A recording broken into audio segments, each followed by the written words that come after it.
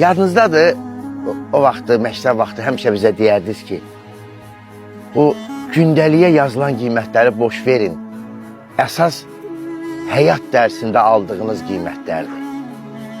İndi mən bilmirəm, həyat dərsindən neçə alıram. Amma onu bilirəm ki, hər gün vicdanımı imtihana çəkirəm. Dünənləri sinif yoldaşlarımızla görüşdük, dedik, güldük. O günlərimizi yada saldım. O məktəbin koridorlarında qasırdıq.